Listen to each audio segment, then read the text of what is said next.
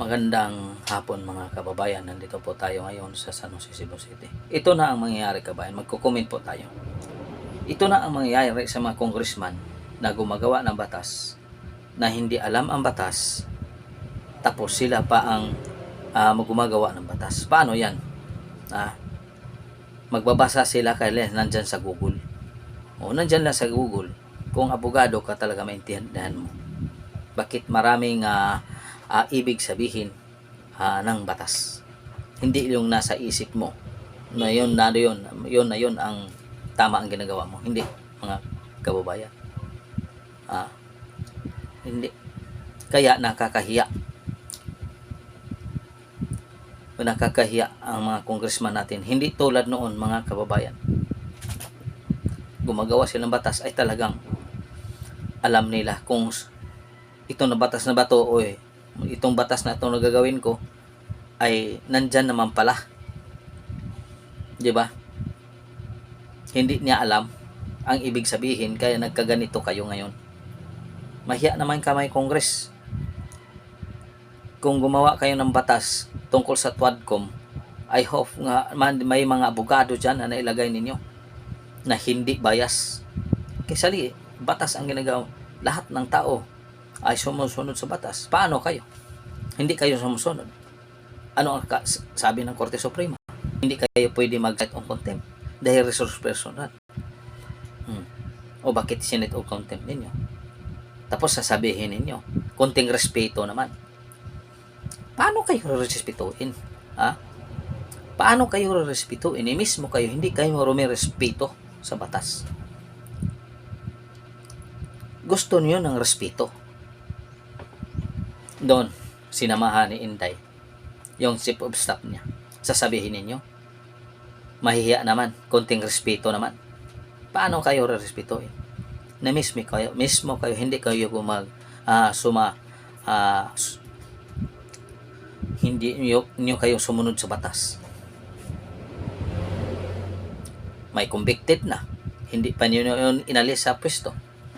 Nandyan yan sa batas ninyo, sa Congress. Bakit hindi niyo pa inalis? Sabihin niyo, umapilar pa.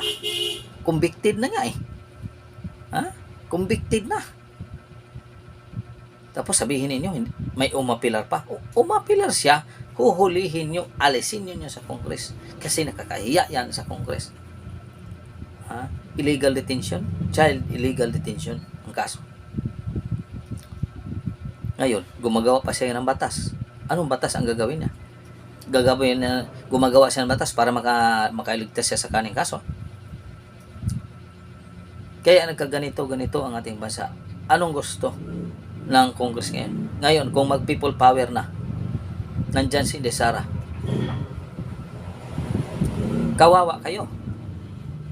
Sasabihin ninyo, trabaho lang, walang personalan. Kung kayo ang magsabi dyan, paano naman ang mga taong nakikita namin na hindi tama ang ginagawa ninyo? Ngayon, sasabihin ninyo, trabaho lang, walang personalan. Personalan na to personalan na to. Hindi lang trabaho lang personalan. Pinipersonal na talaga ninyo ang tao.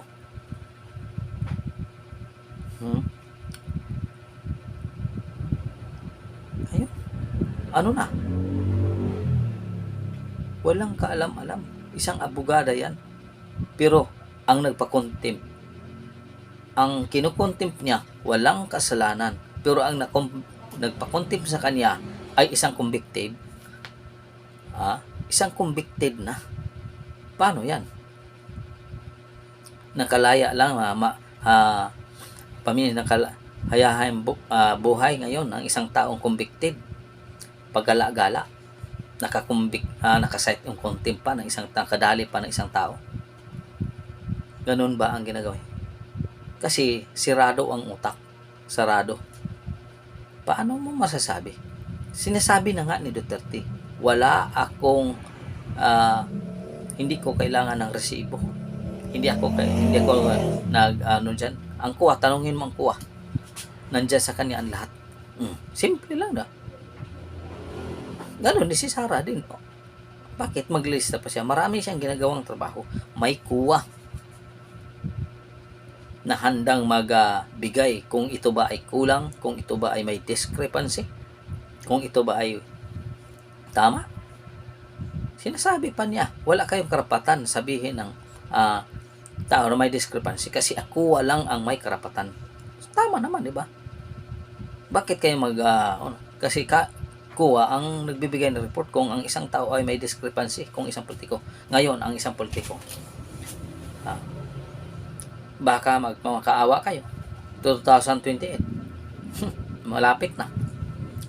Base kayo na rin ang umiyak. Huwag mong isipin. 5,400 flood control. 540 billion ang nawala. Saan napunta? Chua. Speaker.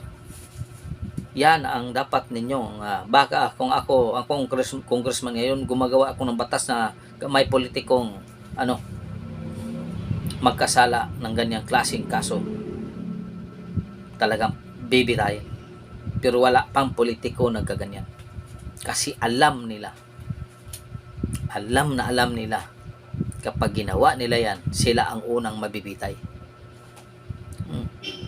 Bakit? Siya na rin ang mga buaya. Di ba? Alam nila kung paano magkulimbat ng pera. Alam nila yan, mga kababayan. Kaya walang politiko nag-sponsor ng ganyan. Walang politiko. Kahit sabihin pa natin, sabihin pa natin mga kababayan, kung ginagawa ng isang presidente, gawin mo ito na batas. Pagkatapos, may taong mabibitay. Ngayon, ang mga kongres ang gumagawa ng batas. Paano yan?